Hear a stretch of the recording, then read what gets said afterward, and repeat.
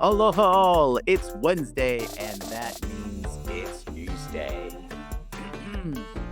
Ahoy, me mateys! The DAS crew is once again taken to the high seas to bring you tales from the briny deep. Stories abound about the legendary AI. They say the AI can grant you unbound wealth, disastrous ruin, or even wisdom Odin himself couldn't obtain. But worry not, matey. The crew has dug deep and found the truth of it. You won't be hornswoggled on our watch. Here just be some of the tales you'll be regaled with this fine morn. The lords and ladies of the U.S. Senate have seemed to struck through plans not to regulate the AI. Some scallywags want to make the AI pay for all the scraping of barnacles off the web. And looks like our Viking brethren, the Danes, have put forth a plan to copyright your face. These stories and more on today's show. Today I'm joined by Beth and Andy, and I am Junmi. Thank you all for joining us. And this is the Daily AI Show. If you haven't already, Were you a theater major or were you a technical major? uh, I I was a drama kid. Yes. Um, so if you haven't already, please click the bell, like, subscribe, and if you want, also sign up for our newsletter at thedailyAIshow.com. All right. So let's open up with with an easy story and a simple one. A nice little highlight for Amazon. Apparently, they have deployed their 1 millionth robot. Amazon extensively uses robots for their warehouse inventory management, moving around a lot of product, things like that. And they just released their 1 millionth one. But what is interesting about this story is they created a model specifically for logistics, inventory, warehouse management robots. So they built a model to run all of those robots. And that is what they're deploying in their warehouses now. But they have released the model for others to use as well. So I thought that story was a nice little opener after that bit of a breathtaker intro there. All right.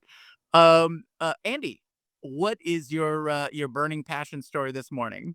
Okay, I'm gonna go deep on a dive around the news that, Meta launched MSL, Meta Superintelligence Labs, and the story behind how they did poaching raids on AI top talent from OpenAI and Google and some other key players in order to form this thing, and why they had to do that. Because, on the surface, we might think, well, Meta's doing fine. They've got, llama models and they have the glasses and they're a player in AI, though they're not one of the leading research labs. Well, they need to make a change. Why? Because their Llama 4 release was, let's say, deficient and illustrated some serious problems with the internal pipeline of development at Meta.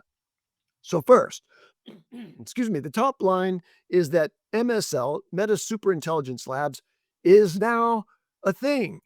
And the way that was formed at the top of that is, um, you know, uh, Meta acquired Scale AI partly to get their new chief AI officer over MSL. That's Alexander Wang.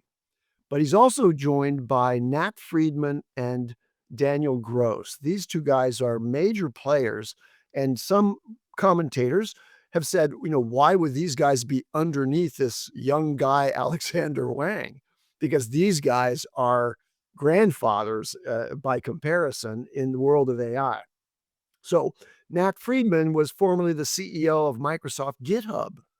And he, before that, MIT and a lifetime of open source development. And he's basically a guru in the world of open source. And then Daniel Gross was the CEO, most recently, the CEO of Ilya Sutskever's Safe Superintelligence, which is another major, still behind the scenes to some degree, player out there that may arrive at superintelligence even before the major players like OpenAI and Google do. Okay. Now, Friedman and Gross were partners in a joint venture called NFDG. It's a venture capital fund that is a major, prominent VC in the world of AI. They have investments in SSI, Safe Superintelligence, because of course Daniel's there, in Perplexity, in Character AI, and 11 Labs, among many others that haven't reached that level of prominence. So now you've got these two guys, Friedman and Gross, deep experience in open source software and a background in AI and machine learning on Gross's side. And they're influential voices, and they're along with Alexander Wang at the top of this thing. But in addition, Meta poached from OpenAI the following list of players who are really instrumental in the accomplishments of OpenAI's models. Tropit Bansal pioneered RL, reinforcement learning, on chain of thought with O1. Shuchao Bi was the co-creator of GPT-4o voice. Huiwen Chang was the co-creator of GPT-4o's image generation, and Shengjia Zhao, co-creator of ChatGPT, GPT-4, and all the mini models. Then, not having just raided OpenAI, Meta went after Google, and they hired Jack Ray, who was the pre-training tech lead for Gemini 2.5. And you'll understand why pre-training skills are really relevant to what Meta is attempting to redress in this raiding that's going on. And the other person is Pei Sun, who was the post-training lead for Gemini. And they also got from Anthropic a key inference lead, person Joel Pobar. Okay, why did this have to happen? This is in response to fundamental problems in the LLaMA 4 Maverick development and deployment. Meta's newest model is underperforming relative to their investment in GPUs and pre-training. Is positioned as Meta's flagship model, but it scored poorly across critical evaluation metrics, particularly in reasoning and coding, which are key areas of application for competitiveness in the world of AI. Its reasoning score is only 44, placing it nearly 50% below top-tier models like Gemini 2.5 Pro. Its coding performance was just 37, poor, unacceptable for enterprise deployment, which is what they would hope to be able to apply, with their open source model in enterprise. And this places LLaMA 4's coding capabilities closer to early 2024 beta models. And why is this so embarrassing? Well, first of all, artificial analysis, which is an independent benchmarking platform, gave LLaMA 4 Maverick an intelligence index of only 51, placing it well below expectations for a model of that size and computational requirement. Okay, and what did they do to mess up this training? Well, I'm not sure they know yet, but they're hoping that these fixers are going to come in and fix it, because they invested a huge amount in compute with minimal returns on this new release. Approximately 160,000 GPUs were used for its training, a 10x increase over LLaMA 3. And they trained LLaMA 4 on a cluster almost 50 times bigger than was used for DeepSeek v3, yet achieved inferior results. So this is a fundamental failure of AI in compute efficiency and raises questions about their training methodologies.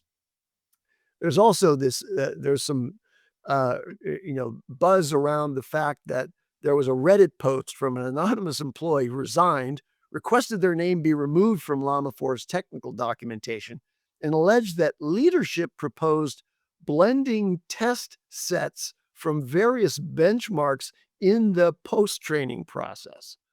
Why would they do that? They're basically giving the results of the tests to the model to artificially inflate performance metrics.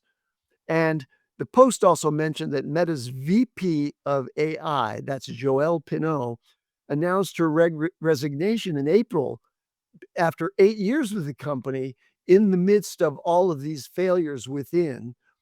And then in addition, 11 of 14 original llama authors left the company, many joining competitors like Mistral. So there's a brain drain that happened.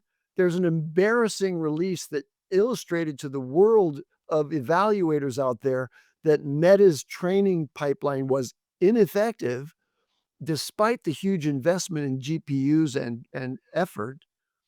And that brain drain had to be offset. And so now they've paid hundreds of millions of dollars in promised compensation to buy these fixers. There's the story. Very cool. So if you want a like a philosophical approach to that, that was Monday's show in terms of like, are we now in the like poaching? What is the poaching happening? Why is it happening? And there are a couple more poaching things that came out recently. Um Cursor, the people behind Cursor pulled from Anthropic, right? Pulled 2 key people from Anthropic who were a part of, Anthropic's code development, and I swear there were others, but yes, I think we're definitely in the, like, well, we don't have releases, but we are absolutely going to, like, move the chess pieces around the board, right? Right, right. It's a free agent world now. Until the next batch of, AI engineers really come into their own, that's I think we're gonna see a lot more of this. There might just be a bidding war just to see, okay, I need you for 12 months. That kind of thing, and everything's just under contract at that point. But Well, I alongside the poaching, there's also the possibility of mergers and acquisitions. sure. And in fact, Meta is reputed to have attempted to acquire Ilya Sutskever's company SSI as a way of bringing in that brain trust that's necessary to correct their problems. But Right. Ilya didn't do it. But of course, they got the other fellow from SSI, the CEO, Right. who's also a major thought leader there. Yeah.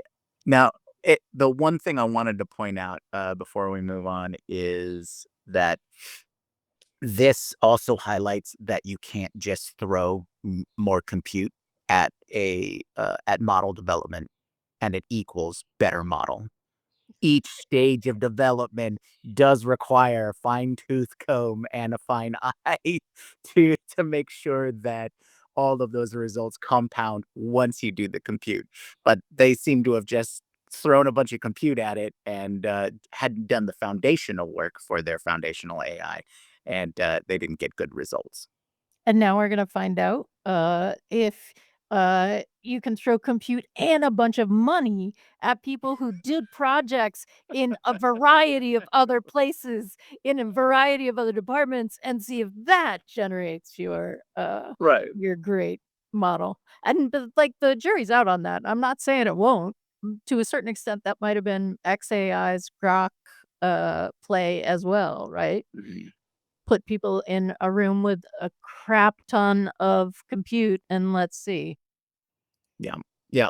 And So just in the chat right now, Greg Walters said, and then there's Apple.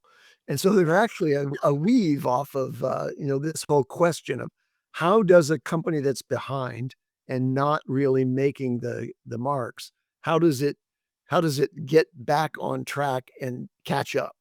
right. Apple, we talked about last week, considering acquiring Perplexity in order to do that. We explained why that was such a great idea.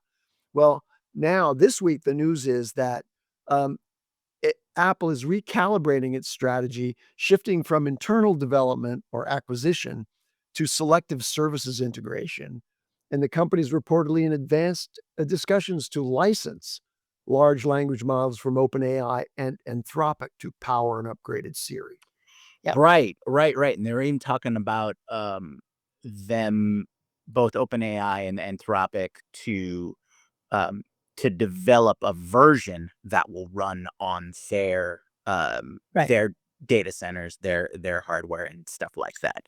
So, that might be one of the ways that they get around, Apple's pro privacy and or part of their branding and all of those kinds of things. Yeah. So Points.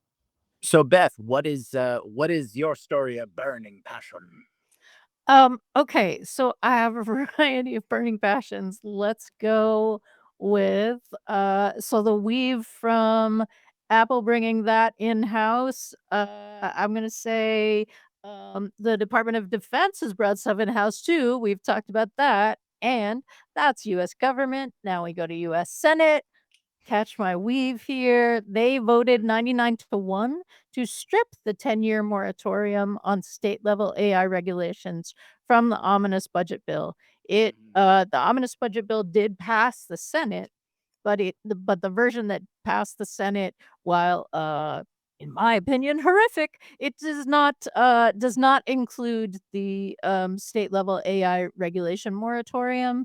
And it matters because big tech was like seeming to run this, right? Like, absolutely, this is going to go through because there's a ton of things that's going to be included in that. But states retain the ability to experiment and regulate AI on things like data privacy, deep fakes, automated decision making. We've talked about other people reporting in the past. New York has done some things, right, in terms of in terms of AI deepfake in New York, right? Like, if it can be identified as like a affecting New Yorkers and even being made in New York. New York has laws about that, right? And what we're watching for is whether state laws will evolve without federal constraints. Specifically, California, Colorado, and Utah seem to be big players in this right now. Or whether there's a federal AI framework that gets developed and supported. So those are that's my story. Who's got to weave off that? I do actually. It's on the privacy side a little bit. Um, so you're talking about deepfakes coming out, or some AI regulation coming out of New York and things like that. Well, Denmark has proposed something that I love to see. I hope it goes over in Europe really well, and maybe influences on our side of the pond as well. Um, but they proposed laws to uh, give you copyright over your likeness, your face, your body, basic biometrics kind of things, and that you will have a copyright over all of those features. So using that as the premise, that will protect you from, or you have a legal course to take if things like deepfakes come out, and use your attributes, so to speak. This is a much better level of protection, I think, as it kind of identifies this more as a right, like a data right to your inherentness. It's not where I think we need to go, in the long term, but it's a great step forward, and I love that they proposed this, and I hope they just keep going, you know? I thought of you when I read it because I was like, "Oh, Jumi's gonna be really excited," because the Yeah. assumption is you own yourself. Of course you do. Yeah.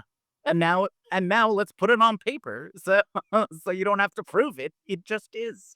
Yeah.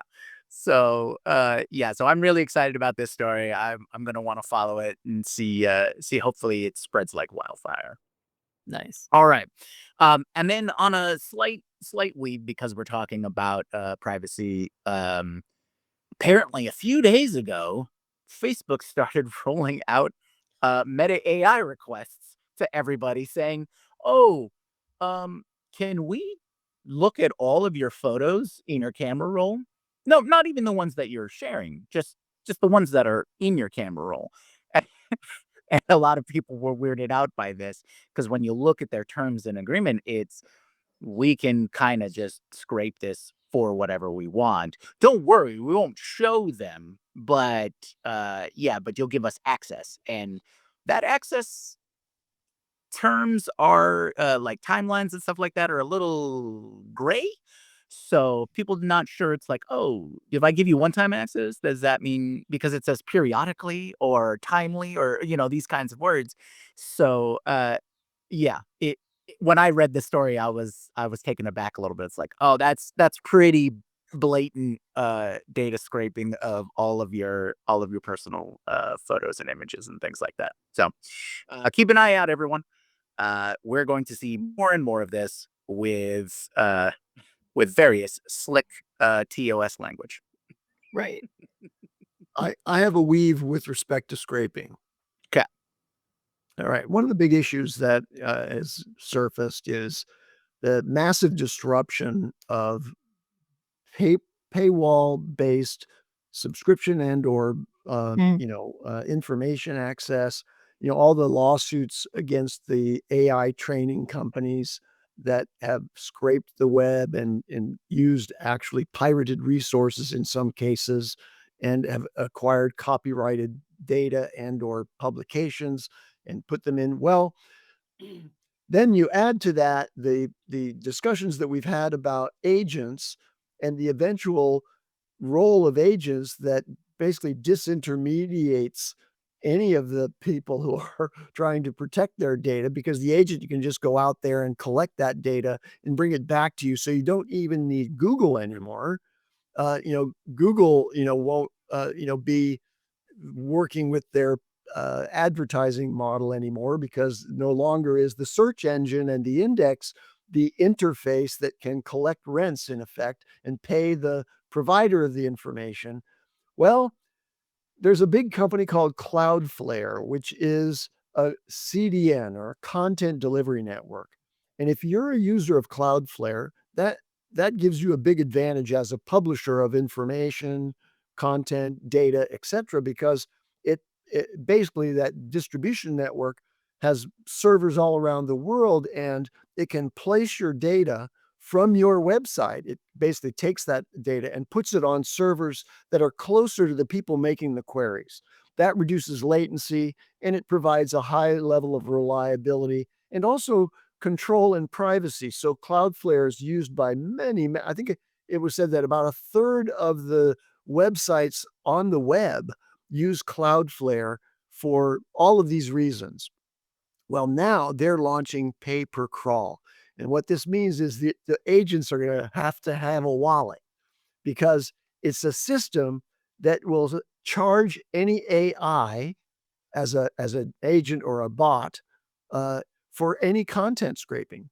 So it becomes a gatekeeper for the data needed for the coming wave of agents that will browse on our behalf.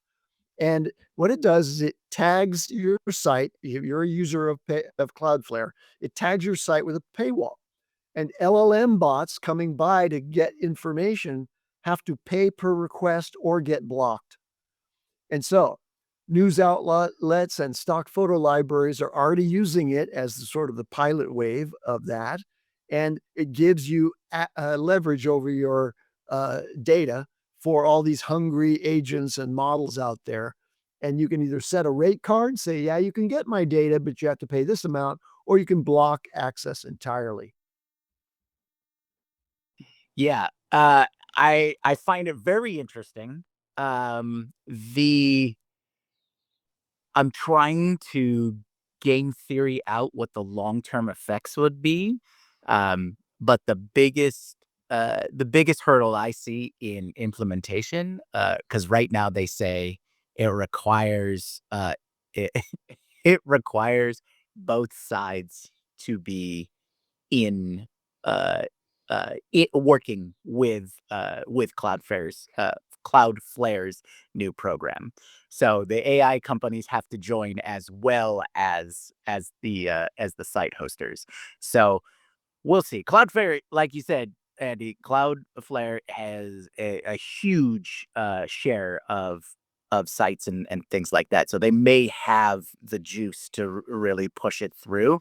And people, if more and more people have this concern about wanting to control the data on their sites, that is a great it's a great marketing push. It's like, oh well, Cloudflare offers something, but it does require both parties to be involved. Well, So we'll see what happens there. I didn't see that, and that's interesting. I'll have to look into that. It doesn't make sense to me on the surface because if you don't currently have a paywall, right? If you don't have any restriction, you don't require a login or anything else, but you're publishing content. You don't have any control over what browsers can come and collect the data off of your website. And so, uh, if you then are using Cloudflare and you turn on this blocking routine and put up a paywall, then that paywall can be discriminating enough to say, okay, I know where the crawlers are from OpenAI. I know what they're, I know how to identify them because Cloudflare has access to all that information as they're crawling the web, and I don't need any cooperation from OpenAI to block them. And I have a natural method for how they can do it. So I don't see that as being an architectural obstacle to the implementation for Cloudflare. Yeah, and I think it's more of an issue of the pay side of things because they have to run the transaction. I'm sure just the block everything option is probably their best selling or is the best part of the sales pitch, but the pay per scraping thing is going to need them both on board to do that, or a new type of system. Also, I think Stripe will be very happy to put that right, exactly the that in payment place, processing. and the agents will know how to use it. Yeah. I do have some thoughts on how they're going to identify, Yeah. an agent when certain agents operate like the user themselves, Mhm. or a user themselves. So this is great, great, interesting move forward. I just not exactly sure how on implementation they're Yeah. going to go for it. Yeah. Well, they've clearly thought it through because they're For sure. Yeah. It'll be interesting. I mean, there's a part of me that's really, really on the side of Cloudflare, which, usually I'm not, but just to be able to the idea of people being able to control their content because it seems to be the kind of reaction to the methodologies of what all the foundational AI companies have taken, which is really we're just going to use everything, and then hopefully the lawyers will all settle it out, and I mean theoretically they can just keep that going and going and going. So if there's a practical solution, a de facto something that becomes de facto for that might uh, that might actually work out in the end. Yeah. Okay. So, Beth, you have another uh have you found another bit of treasure that you wish to dig up for me, mateys? Yes. Okay. So this bit of treasure is about a psych rock band called the Velvet Sundown, and I don't really have a weave, but we're just gonna go with it because this is a very interesting story to me. Um, and the story is that they rapidly reached 550,000 Spotify listeners within a period of about 2 weeks. And they have no live presence or real social media. They have a periodically used X account. Honestly, lots of people who doesn't have a periodically used X account, right? But they don't really have verifiable members. Their photos look really AI generated. Some of their photos are missing thumbs for their band things. And it's a pretty interesting story because one of the things is that um Spotify initially showed them on algorithmic playlists like Vietnam War music and Good Mornings. and like California style ambient folk songs, the kinds of things that like you'd put on and then it would just blend into the background. So there's some thoughts about passive consumption, but um, the idea, I mean, people have been trying to do this. What this sort of seems is that this was more successful in a shorter period of time. Therefore, it got noticed. It signals a wave where AI generated music can like go into uh, mainstream streaming backdoors. I don't even know that this is a I don't know that this is accurately a backdoor, but, listeners equal royalties, right? And it seems like one of those things that could conceivably, um that because of the tight timeline, it's showing us something that seems like it's happening across the board, just in a much slower way, right? Mm. And this is, like, there's a part of this that could easily turn into, "I made, $10,000 because Spotify doesn't pay very much. I made $10,000 in, like, for a buck 50 in inference, check my model kind of thing out. Yeah. Um, because this, right? It's like AI generated passive income in a funky kind of way with slight creativity, but not enough to really mask it. The other thing is that they came out with 2 albums. I think released 2 albums within 2 weeks and are working on a third. Um, Yeah, that was gonna be my follow-up. and like as someone who like worked on songs that we released on album after 4 years when we worked on it, like we could have released other albums in that time period because we had a crap ton of songs. But there are real circumstances that could make this possible. But this is a story that's getting like it the story that found me came out yesterday. So it's just starting its wave of discussion, I think.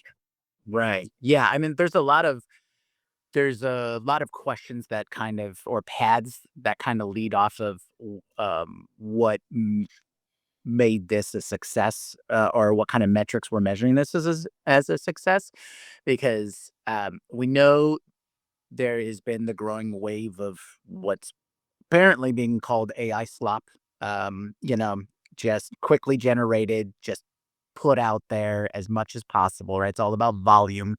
Um, and and I think this is just a couple of different technologies and processes or methods that have come together to really produce this kind of thing. And there if this if this is just the first example that people have really paid attention to, and then there's just going to be more people jumping on the bandwagon trying to get this going. Um, there'll be a certain point, well, Spotify will make adjustments, and I'm sure that's not gonna be as good for, No. creatives then, it's like, "Oh, well, all channels will be AI slop kind of thing." Well, And we've already seen stories of like, "Hey, not AI. I'm not Right. AI," right? It was flagged as AI and therefore it got removed from all of the playlists that it was on, and their process, like, "I'm an actual human," is not seamless or easy or right? Like, I mean, prove you're not AI is potentially gonna be a problem, for all, places as we move forward. for sure, Uh, because I mean, I just saw a story from a TikToker, who had their account flagged for, for a lot of other AI slop or repurposing slop type channels, and says, "Oh, well, my actual content got racked up with all of the illegal repurposing of my content, and they just did a massive ban right. because that's all algorithmic as well for the most part." And then I'm sure they're going to have a long road getting back to their original channel. Now, one thing I want to point out is because of this 2 week and having 500,000, right? 550,000 listeners. Um, that really sounds like a phone farm to me.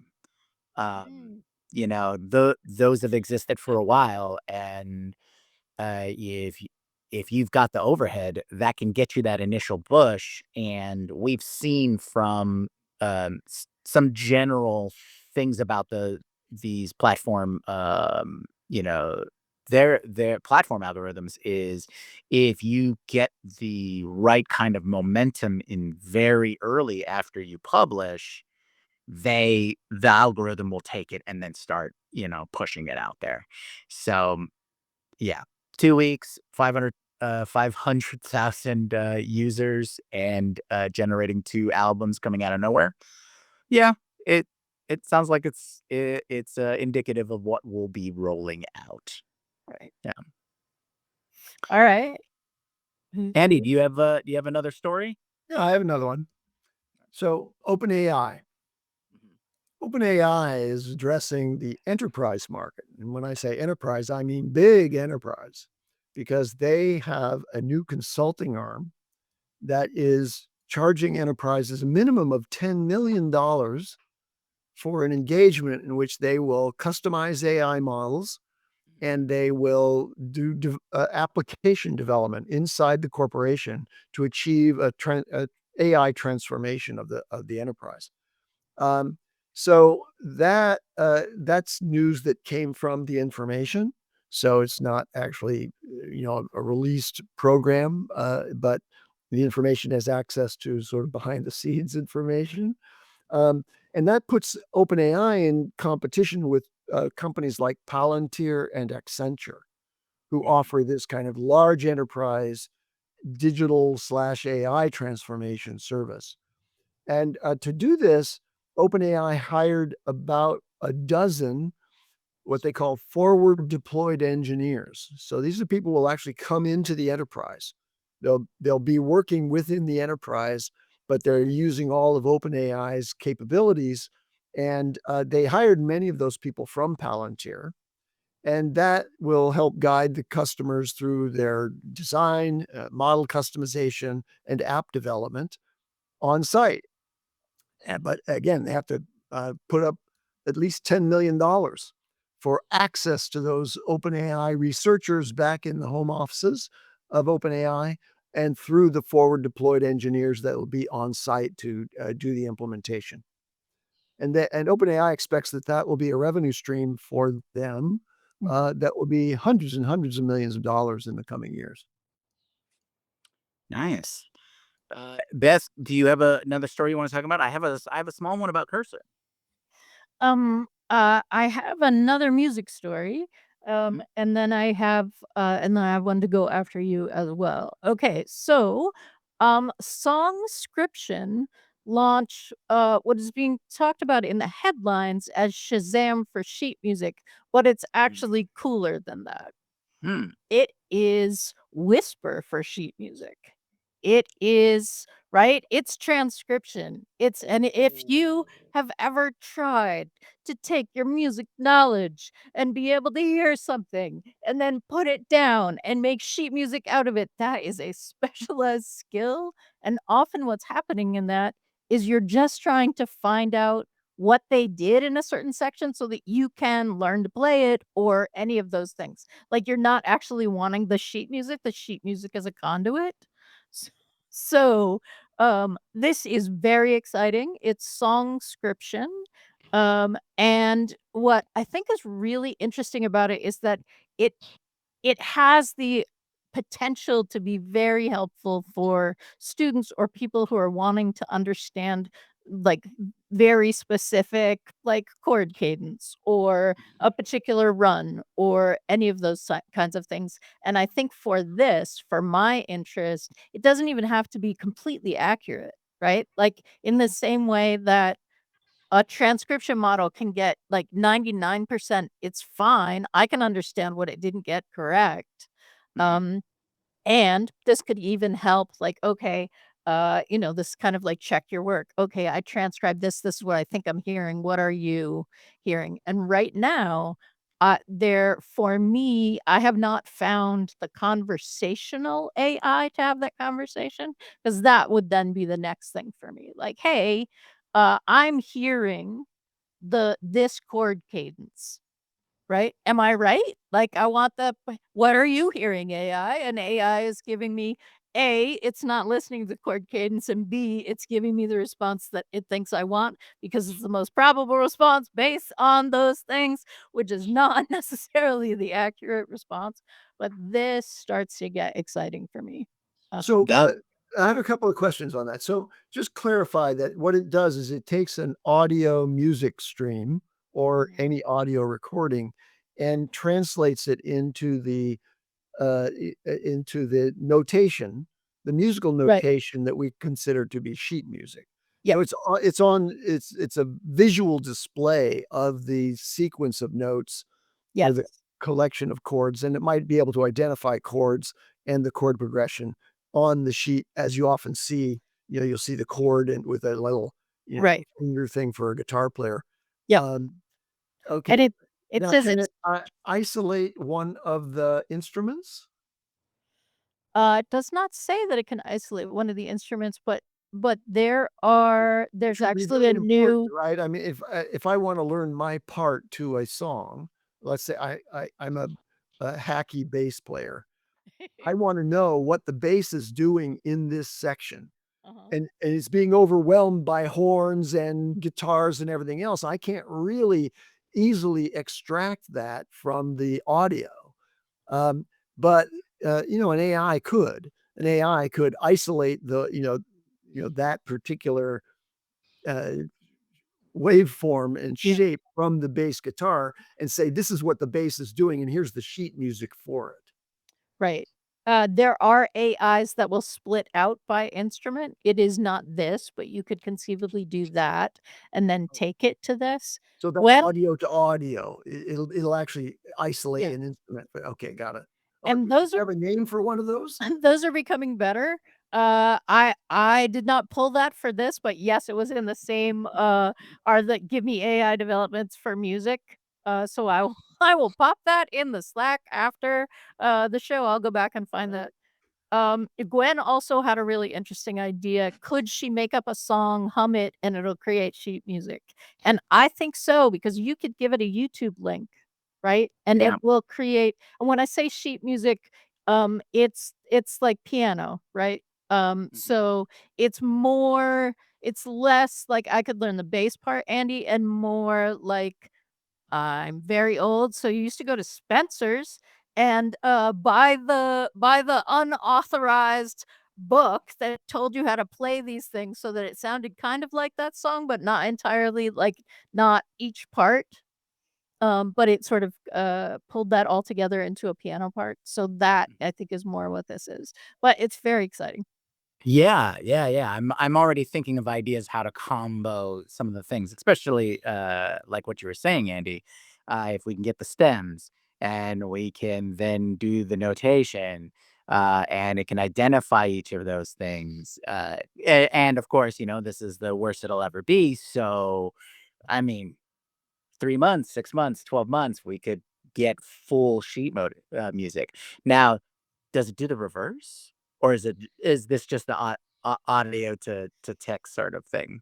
So there are reverse ones, but it's like that connection hasn't been as seamless. Mm. Um, so one of the other hats that I have worn at various times is community choir, like a cappella community choir, bringing people in. They don't have to read sheet music. We're just teaching parts and going call and response back and forth. But there are people who want sheet music, so that's part of why this is interesting to me. And I think that we're nearing a place where those kinds of things are possible, but not quite. And we use those kinds of things, right? So, like, here, give me the MIDI version of what this sheet music is, and then you get the thing that's like,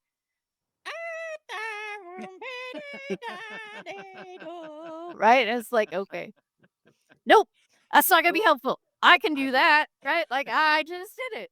No, thank you very much. Yeah, it would be it'd be interesting if it become bi-directional, if it adds other features, or maybe somebody will just build an app. They'll vibe code an app that will put all of those features together and Right. automate their new Shazam. Well, to a certain extent, this is what Carl was saying yesterday about MCP, right? Each of these pieces is able to be done by AI right now. They're just not all in the same AI. So maybe we're building at some point the music agent that's going to go to this thing and say, okay, pull out the bass part and then go here and get the music for the bass part and then go here and play what the bass part's on, like all those things. I don't know. Right, right. No, but I I agree. It's interesting. We'll see how we'll see how that plays out. I'm sure there'll be an automation or some sort of app for that in the near future. Yeah. Okay, so switching gears a little bit, um, Cursor has launched their web app to manage your AI coding agents. So for Cursor customers, they've added a beyond the free tier, but this is also the $20 tier and whatnot. They recently added background agents, so you could spin up agents to do certain kind of work in the background while you were doing other things. So this web app now will allow you to orchestrate or control those background agents. So whoever's got access to background agents, you can now have access to the web app so that you can set up these agents in I'm assuming a much easier time of setting them up and scheduling them and things like that. So it'll be interesting to see if this is a new base feature set because a lot of the coding agents seem to copy each other in terms of their capabilities. So, what we're seeing from these larger or more famous or popular coding agents are features that we see replicated in other agents. Um, Replit, Cursor, Windsurf, those kinds of things. So, anytime it makes it easier for me to orchestrate, plan, and implement any of these multi agents or anything like that, it makes it a lot. I look forward to it. Yeah. Nice. And our chat for the win. Chat tells us that it is Suno that does the ability to separate the instruments and pull out the individual parts of the song. Nice, nice. All right. Do we have any last stories that people want to get to for today? I I do. I Andy, do you I have also? one, yeah, I'll just do my last one. Uh, Actually, I need your help on it, Beth, because I think you have used Grammarly and you don't and I haven't. Grammarly is a very competent AI writing assistant, and they've just acquired an email platform that's AI powered called Superhuman, and they're aiming through that acquisition to create a multi-agent AI productivity platform around your inbox. Mm, Yeah. interesting. That's exciting. I was actually at, a demo day for every.to, and they have individual, because I'm a subscriber of every.to. They have individual pieces kind of like that as well, and they talked about, like, how they're moving, likely that they all play together, and are able to do because they have a repurposer, and then they have, Quora is their inbox, is their email. Um So okay, so for these apps that are focusing on one area of how AI can be applied. So in this case, email.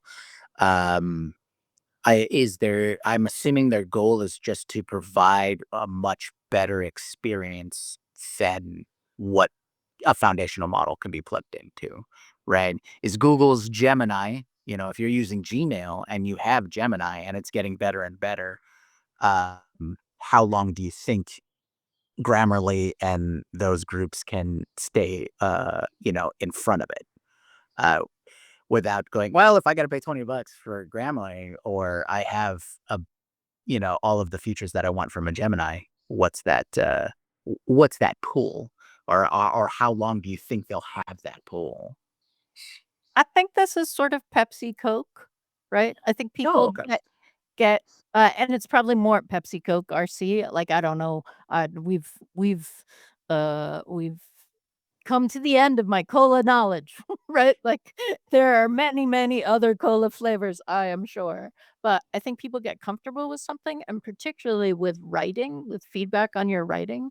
Grammarly has a wide base of people who are comfortable with the way that they interact with Grammarly. I don't think that and those people are potentially already paying for it. I'm not sure that Gemini is going to help with that. And for me, generic Gemini in the Gmail, it can never find the emails that actually exist. I don't know what your True. search thing is happening. Aren't you search Google? Right? Like, how are you not making that successful? But the other thing is the generic, like, make this shorter, write this better for me is not better. Gotcha. Okay. All right. Um, All right. So I have a last story. And it's bigger.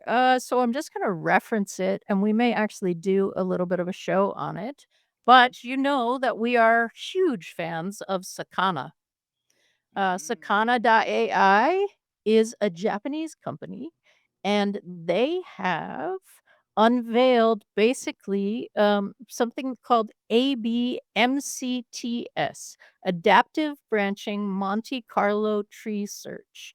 And it's an inference time scaling algorithm that basically balances going wider and going deeper. So we talk about this in improv all the time, right? Like when you want to know more about like those are two ways of knowing more about something, right? Like if this is true, then what else is true in a wide kind of way?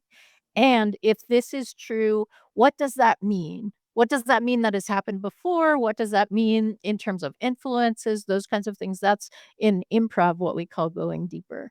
And this in their presentation when they showed it, they are let me see if I can find it.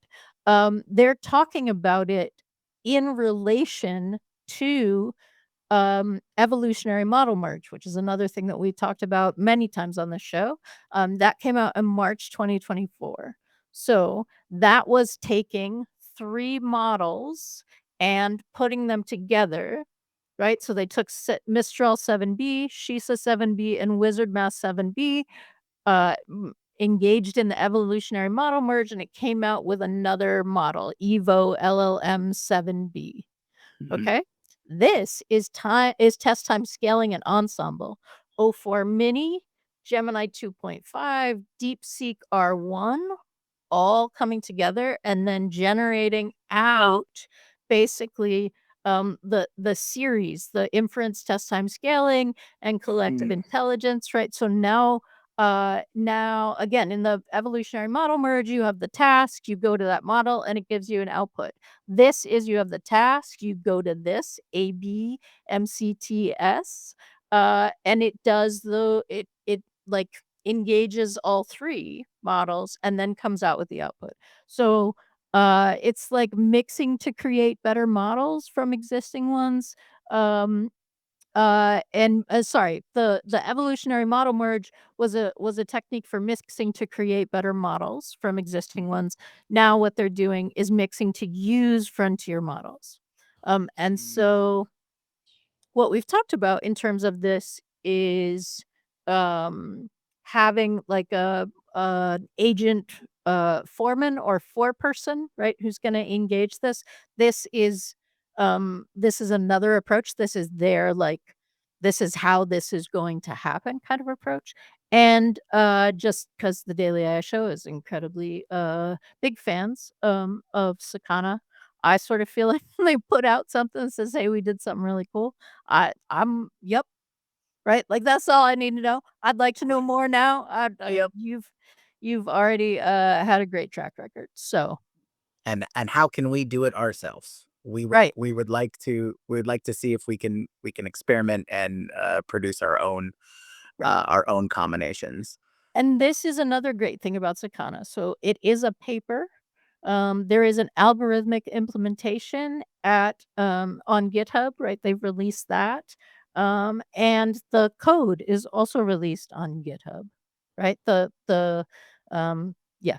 I'm not even gonna try to say all those letters with dashes because that's not gonna mean anything to y'all. Go and we'll put the links to all this in the Slack. And you can go read those letters and dash those for yourself. But the idea behind this is that it's possible to read the paper and then go and implement it yourself. Nice. All right, Andy, you have anything else that you want to cover today? You're good?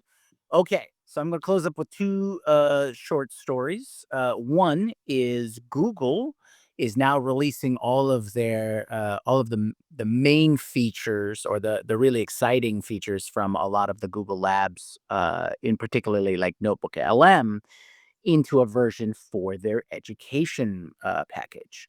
So Google has always had Google Classroom. They put together a bunch of different tools specifically for teachers and various educators to, to help with students. Services that might be useful in teaching. Notebook LM is now being added into that package, as well as some learnings and other AI features that will help teachers um, develop courses, develop learning programs, fill in a lot of those AI gaps that the education system and AI might not be gelling on, and offering, I guess, more options to get AI into, at least on the teacher side of things. There's a few things for students as well. They've expanded some of the classroom options for how to implement AI with teaching the kids, or how the kids can use AI and things like that. So, um, interesting, or a good move towards AI adoption and AI literacy from the Google side of things.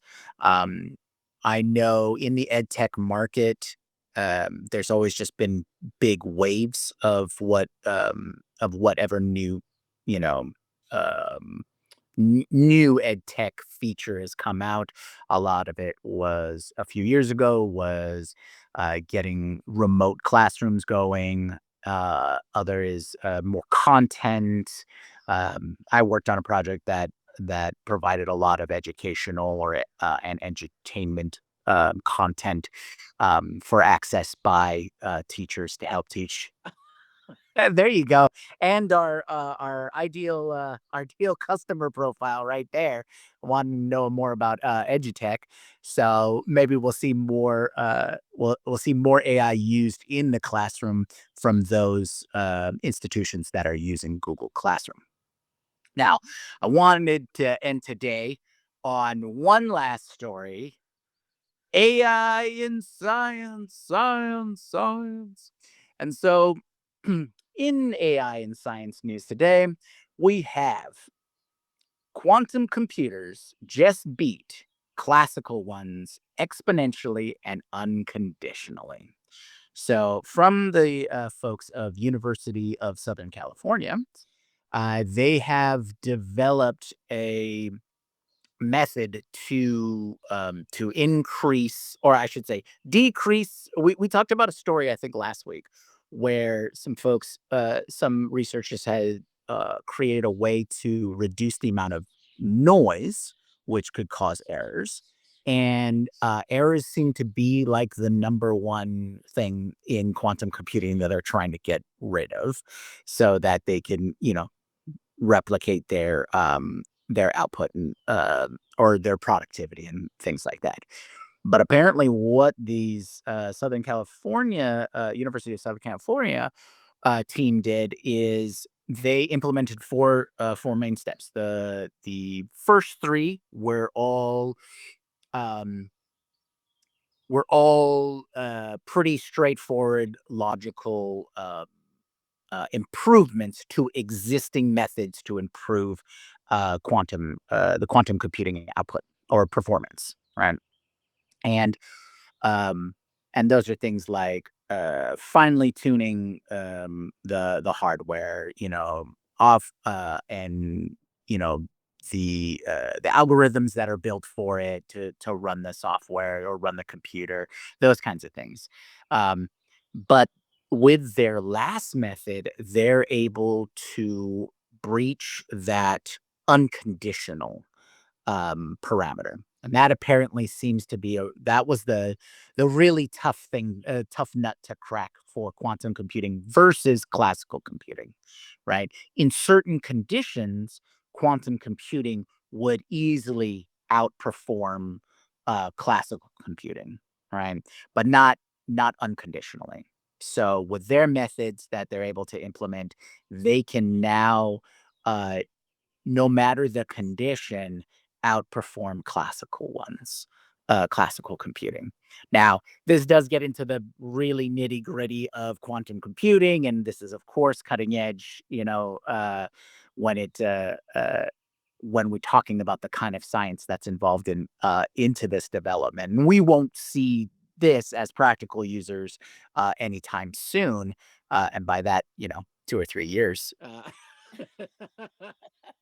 But it's really exciting to see that these hurdles that these technologies, which a number of years ago just sounded futuristic, we're seeing these hurdles being overcome one after another, getting us to the point where quantum computing in just a few years is going to be the default major computing device or major compute device. So we'll see what comes out of that. And so that's how I wanted to wrap up, is with a nice little AI and science story. Thank you everyone for joining the live stream. We always appreciate it, and we love that you're so conversive in our chat. You folks are great, and anyone who's watching this later, thank you so much for taking the time. And again, if you haven't already, please like, subscribe. And if you want to continue the conversation, join our community at dailyAIshowcommunity.com. That'll get you right into the Slack community, and we can continue the conversation there. Lots of great people talking up a storm about AI in that space. We do have some great shirts coming up for Thursday and Friday, so we hope that you'll join us for the rest of the week. And of course, keep an eye out for the conundrum on Saturdays and the newsletter on Sundays. All right, I think that's about it. Thank you, everybody. Aloha.